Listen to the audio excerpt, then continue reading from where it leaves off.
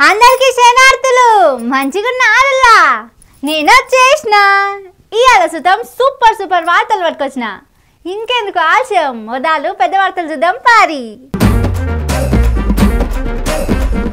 మూసి వరదల వెనక కుట్రలు సుందరీకరణ కోసమేనట దారుణాలు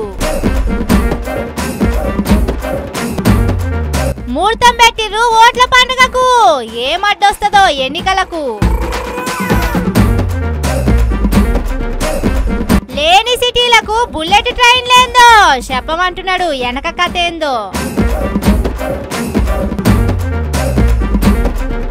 రూల్స్ యాడ్ చేసిర్రు బీఆర్ఎస్ పార్టోళ్ళు పర్షాన్ కావద్దట పోలీసోళ్ళు చావుల వెనక శానా కథలు నిజాలు బయట పెడుతున్నారు అభిమానులు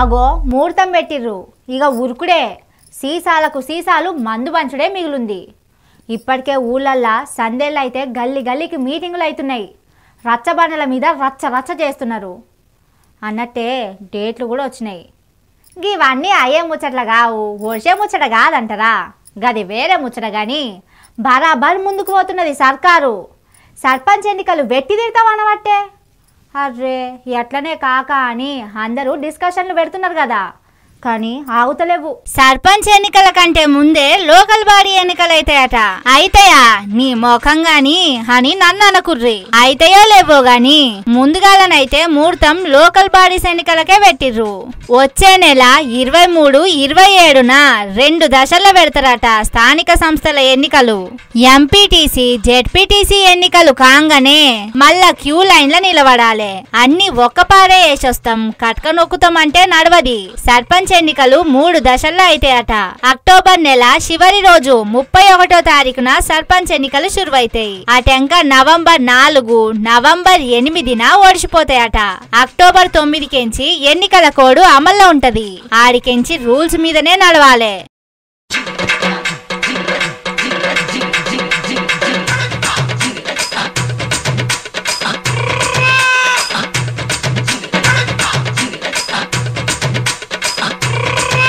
ఉరుకులాట ఉత్తశాటనే అని తెలిసిన గీ ఆగం పన్నెందుకు మా చేత ఖర్చులెందుకు పెట్టిస్తారు అని చాలా మంది లెక్కలేస్తున్నారు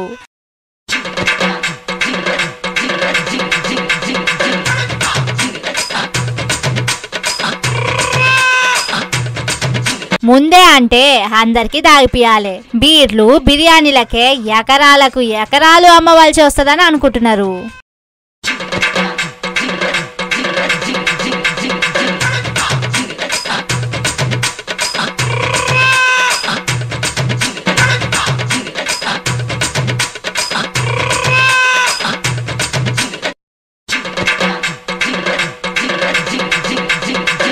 ఎందుకంటే అక్టోబర్ 8వ తారీఖున కోర్టుల విచారణ ఉన్నది కదా రిజర్వేషన్ల పంచాది ఒడవలేదు అప్పుడే గీ ఎన్నికల డేట్లేందా అని చూస్తున్నారు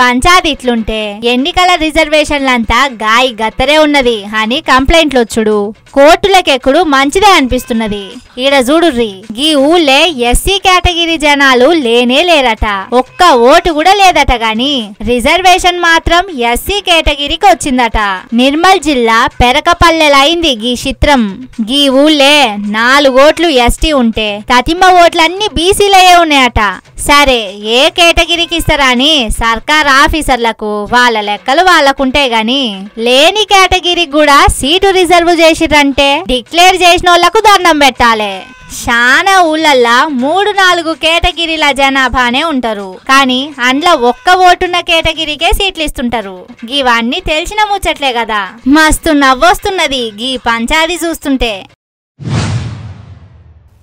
దమ్మున్నోడు ఎదురుంగొచ్చి పోరాటం చేస్తాడు సావో రేవో తేల్చుకుంటాడు బుల్డోజర్లు మీదకొస్తున్నా రాజీ చూసుకుందామంటాడు కానీ గుంట నక్కలు అట్లా కావు కదా మరి వీటిని ఉత్తగానే అన్నరా గోతికాడ గుంట నక్కలని వాయమ్మనే ఎవలో కట్టప్ప కత్తి పట్టుకుంటే వాళ్ళ మీద కత్తులు నూడుతున్నది కదా మన యాంకరమ్మ అని చూస్తున్నారా? నిజమేనుల్లా, గీ మాట నేను అంటలేను, గీ కత్తులు నేను నూడతలేను. మన హైదరాబాద్లో జనాల మాట ఇట్లున్నది. ఏం తిట్లు పోర్రి. మరి అంతగానో ఎందుకు తిడుతున్నారు? వరదలు అన్నాక వస్తూనే ఉంటాయి కదా అని అంటారా? అగో వరదలు అనుకున్న భాగవతం మొత్తం చూస్తారా? అవ్వా అంటారు. వరదలొచ్చుడు, నీళ్ళల్ల మునుగుడు, రువ్వడి మీద పోతున్న నీళ్ళల్ల పడి బండ్లు కొట్టుకపోడు కొత్తేం కాదు పెద్దపట్నంలా. కానీ గీ తీర్ల వరదలొచ్చుడేందుల్లా? MGBS లా మోకాళ్ళు మునిగే నీళ్లు రంగ చూసిరా? బస్సులన్నీ ఖాళీ చేసిన టైం యాదికున్నదా ఎవరికైనా? అగో మొన్న మునిగింది. అయితే మునుగుడు కాదు, గది ముంచుడు అంటున్నారు. గదేంది? MGBS బస్టాండును ఎందుకు ముంచిర్రా అని చూడకుర్రి. బస్టాండును కాదు ముంచింది, మూసీ నది ఎంబడున్న జనాలందర్నీ కావాలనే ముంచిరట. ఈ ఆగం మొత్తాన్ని ప్లాన్ వేసి చేసిరట. 54,000 ఇండ్లను ఆగం పట్టించి తరిమి కొట్టాలని చూస్తున్నారట.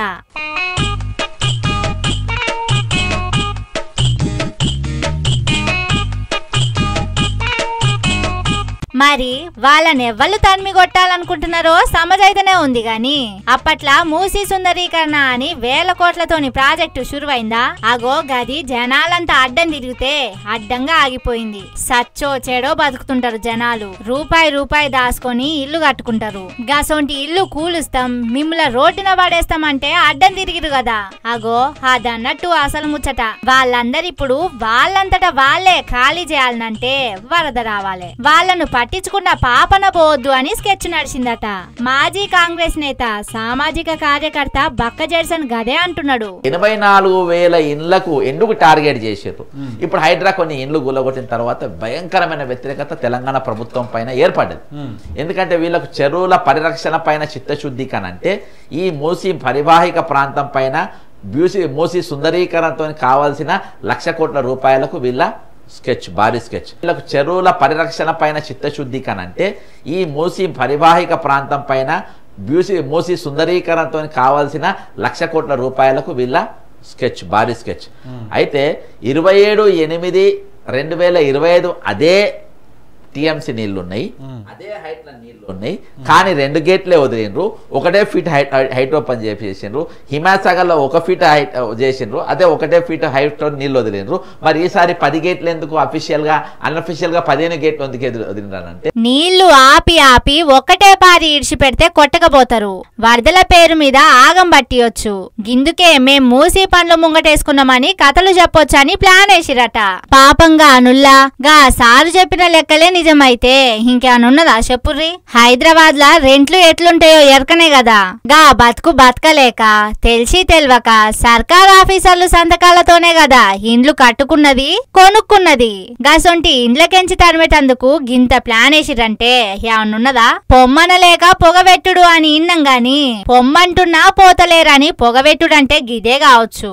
జరిన్ని పైసలిచ్చి వాళ్లకు వేరే చోట జాగ చూపెట్టి గీడ బతుకుర్రి అని బతుకు తెరువు చూపిస్తే పోతారు గాని ఇట్లా ముంచి ఊపిరాడకుండా ఉక్కిరి బిక్కిరి చేసుడు ఎంత మటుకు న్యాయం చెప్పుర్రి? గీ ఐడియా ఏ దిమాక్ల తిరిగిందో గాని వాడి నెత్తిలా పురుగులు పడిపోతారు అని తిట్టిపోస్తున్నారు జనాలు.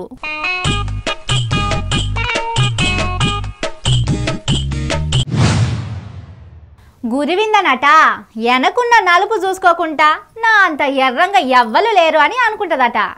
అట్టనే ఉంటది కొందరు తీరు.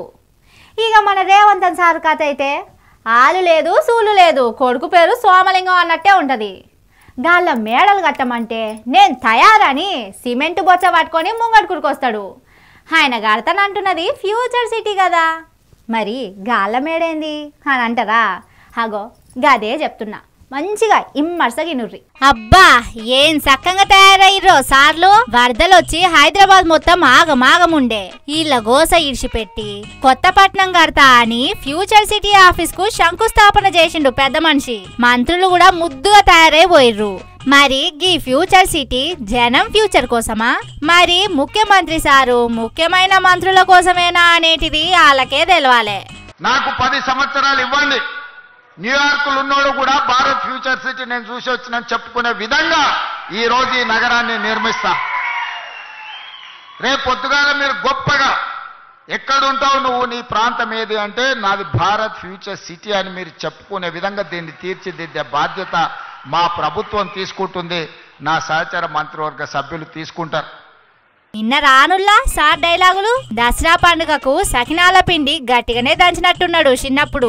డైలాగులు కూడా గట్టిగానే దంచుతున్నాడు. ఫ్యూచర్ సిటీ నుంచి అమరావతికి బుల్లెట్ ట్రైన్ నడుపుతారట. బుల్లెట్ ట్రైన్ అక్కడ సిటీ లేదు, ఇక్కడ సిటీ లేదు, నడుమ పట్టాలే లేవు గాని బుల్లెట్ ట్రైన్ అనబట్టే ఓం భీం క్లీం అనగానే అన్ని వస్తాయి కావచ్చు గ్రాఫిక్స్ లా. నాకు 10 సంవత్సరాలు ఇవ్వండి, న్యూయార్క్లో ఉన్నోడు కూడా భారత్ ఫ్యూచర్ సిటీ నేను చూసి వచ్చినని చెప్పుకునే విధంగా ఈ రోజు ఈ నగరాన్ని నిర్మిస్తా. రేపు పొద్దుగాల మీరు గొప్పగా ఎక్కడుంటావు నువ్వు, నీ ప్రాంతం ఏది అంటే నాది భారత్ ఫ్యూచర్ సిటీ అని మీరు చెప్పుకునే విధంగా దీన్ని తీర్చిదిద్దే బాధ్యత మా ప్రభుత్వం తీసుకుంటుంది, నా సహచర మంత్రివర్గ సభ్యులు తీసుకుంటారు. ఉన్న కంపెనీలే తట్టాబుట్టా చదువుకొని పోవట్టే. పోయి కంపెనీలను అప్పుడు శాతం అయితలేదు గాని కొత్త కంపెనీలే వస్తాయని గట్టిగానే అరుచుకున్నాడు జగదీష్ అన్న. ఇదంతా రియల్ ఎస్టేట్ దందా కోసం నడుస్తున్న కథనే అంటున్నాడు. ఇవన్నీ ఏం తెలియజేస్తూ ఉన్నాయి? కేవలం రియల్ ఎస్టేట్ దందా కొరకు తను, తన తాబేదారులు, తన బంధుమిత్రులు కొన్న వేలాది ఎకరాలకు ఏదో ధరలు పెంచుకోవడానికి, డబ్బులు సంపాదించుకోవడానికి ఉపయోగపడతాయన్న ఒక దుర్మార్గమైన ఆలోచన తప్ప ఎక్కడ కూడా ప్రజల కోణం లేదు, ప్రజల అవసరాలు లేవు దీంట్లో. ఆవు చేన్ల మేస్తే దూడ గెట్టున మేస్తదా అని ఉత్తగనే అన్నరా. రేవంతన్ సారు గురువు గారు అటు దిక్కు గ్రాఫిక్స్ చూపెడుతుంటే శిష్యుడు ఇటు దిక్కు గ్రాఫిక్స్ చూపెట్టబట్టే ఉన్న పట్నాన్ని చక్కగా చూసుకున్నోడు శాతనైతలేదు గాని ఏం కథలు పడుతున్నారు కదా అని వరదల్లో మునిగిన జనాలు నానా మాటలు అనబట్టే.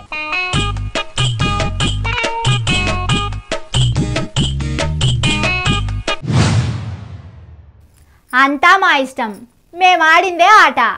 నాకు ఒకడు ఎదురొచ్చినా వాడికే రిస్కు, నేను ఒకడికి ఎదురుగా పోయినా వాడికే రిస్కు. గీసొంటి డైలాగులన్నీ సినిమాలనే, బయట నడవయి. ఎందుకంటే ఇక్కడ కోర్టులున్నాయి, జడ్జులున్నారు, చట్టాలున్నాయి. గవన్నీ యాది మరవకుర్రి అని బీఆర్ఎస్ పార్టోళ్ళు గట్టిగానే సలహాలు ఇస్తున్నారు. మరి ఎవరికి ఇస్తున్నారో ఎరికేనా? ఒక ఆయన పోయిండు, ఇంకొక ఆయన వచ్చిండు. ఆయన చేసిన పనులు అడ్డం తెడ్డం వ్యవహారాలే. అప్పట్లా రాష్ట్రానికి పోలీస్ బాస్ అంటే ఉత్తమ ముచ్చట్న. కేసులు కడతాం, లోపటేస్తాం, జైలుకు పంపుతాం అంటే వెనకటి చట్టాలు కావు. కోర్టులు కూడా ఈ నడుమ గట్టిగానే గురికాయించి చూస్తున్నాయి. పొలిటికల్ ఆరోపణల మీద కేసులు కడితే నడవది అని గట్టిగానే చెబుతున్నాయి కదా. అసొంటి టైంలా బీఆర్ఎస్ పార్టీ తరపున టెక్సైల్ నుంచి కొత్తగా ఎన్నికైన పెద్ద బాస్ కు సలహాలు, సూచనలు ఇచ్చిర్రు. ముఖ్యమంత్రులైనా మంత్రులైనా ఇయాలుంటారు, రేపుగా కుర్సీలకు ఇంకొకరు వస్తారు. వాళ్ళ పక్క పొంటి ఫోజులు కొట్టుకుంటే తిరిగేటోళ్ళయి రేపు అడ్రస్ కూడా దొరకది. గసొంటోళ్ల కోసం ఆగమాగం ఉరికితే ఆగమే అయితారన్నట్టే చెప్పిర్రు సలహాలు. పాత డీజీపీ సోషల్ మీడియా మీద ఉరుకులాడిండు కదా, అంటే అంటే అంతెత్తున లేచిండు. ఇక కొత్త డీజీపీ కూడా రౌడీ షీట్లు ఓపెన్ చేస్తామన్న రేంజ్ లో ఉరుకులాడుతున్నారని వార్తలు వస్తున్నాయి కదా. గందుకే జర చూసుకోరి అని పాయింట్ టు పాయింట్ చెప్పిర్రు.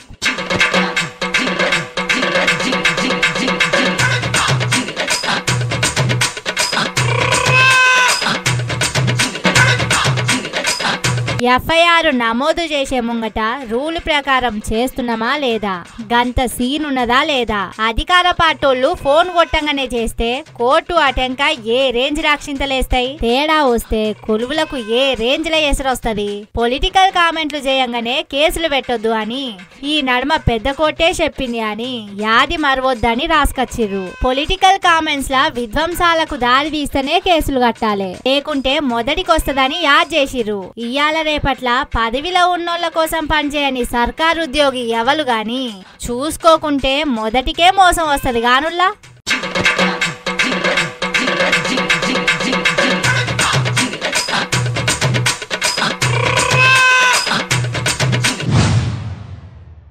కర్ణుడి సావుకు 100 కారణాలుంటాయట. మరి 100 మంది సావుకు కూడా 100 కారణాలుంటాయి కదా. తమిళనాడు బడా హీరో కొత్తగా పార్టీ పెడితే మొన్న తొక్కిసలాట అయింది కదా. గా సావుల వెనక చాలా కథనే ఉందట. ఇప్పుడిప్పుడే నిమ్మలంగా బయటకు వస్తున్నాయి. ఓర్ని ఇన్ని స్కెచ్లు వేస్తారా సామి రాజకీయాల కోసం? ఒక్కలా ఇద్దరా 40 మంది దాకా జీవిడిసిరంటే ఎంత పెద్ద ఘోరముల్లా. అంత పెద్ద స్టార్ హీరో విజయ్ వస్తున్నాడంటే పర్మిషన్ అడిగి వస్తారా ఏంది అభిమానులు? ఇంతమందే రావాలంటే అంతమందే వచ్చేటందుకు వాళ్ళేమన్నా కైకిలి పోతున్నారా? పొట్టు పొట్టు వచ్చి పడే తొక్కిసలాటయ్యే 3 దినాల సంధి గిదే నడుస్తున్నది దేశం మొత్తంలా. దీని వెనక పోలీసోళ్ల తప్పున్నదని పాటోళ్ల తప్పేనని పోలీసోళ్ళు. విజయ్ లేటుగొచ్చుడుతోనే ఇంత అయిందని ఇంకో లెక్క. కానీ కావాలని చేసిరని కూడా అభిమానులు గట్టిగానే జాడలు తీస్తున్నారు. పాటోళ్ళు 2 జాగల పర్మిషన్ అడిగితే అక్కడ ఇయ్యలేదట. అక్కడనైతేనే సరిపోతారు, లేకుంటే అభిమానులను ఆపుడయ్యే ముచ్చట కాదు అని పక్కా ప్లానింగ్ తోనే లెక్కలేసిరట. కానీ పోలీసోళ్ళేమో అక్కడ వాస్తు మంచిగా లేదు, ఇక్కడ ఎల్తురు మంచిగా లేదని వాళ్ళ తిరగాసులేవో వాళ్ళు పెట్టి ఫైనల్ గా మేం చెప్పిన జాగల మీటింగ్ పెట్టుకోరి అని ప్లేస్ వాళ్ళే డిసైడ్ చేసిరట. ఇక విజయ్ లేటుగొచ్చుడు, ఫ్యాన్స్ పూనకాలతోని ఊగిపోవడు అవుతున్న టైంలా టయానికి కరెంటు పోయిందట. మరి వాళ్ళు ఏం లొల్లి చేసిరో గాని లాఠీ చార్జ్ కూడా చేసిరట. మరి గబ్బు చీకట్లా ఏం జరిగిందో ఎవరికేం తెలుసు. కానీ అంతమంది జీవిడ్చుడంటే ఉత్తి ముచ్చట్నా? అక్కడనే ఎందుకు పెట్టవలసి వచ్చింది? అడిగిన జాగల ఇయ్యకుండా వాళ్ళెందుకు ప్లేస్ డిసైడ్ చేసిర్రు? టయానికి కరెంటు కట్కలు నొక్కి ఎల్తులు లేకుండా చేసింది ఎవ్వలు అని శాననే జాడలు తీస్తున్నారు. గట్టిగా తలుసుకుంటే విజయ్ అభిమానులే గీ దారుణం వెనక సావుల వెనక కారణాలు ఒక దారికి తెచ్చేటట్లు ఉన్నారట.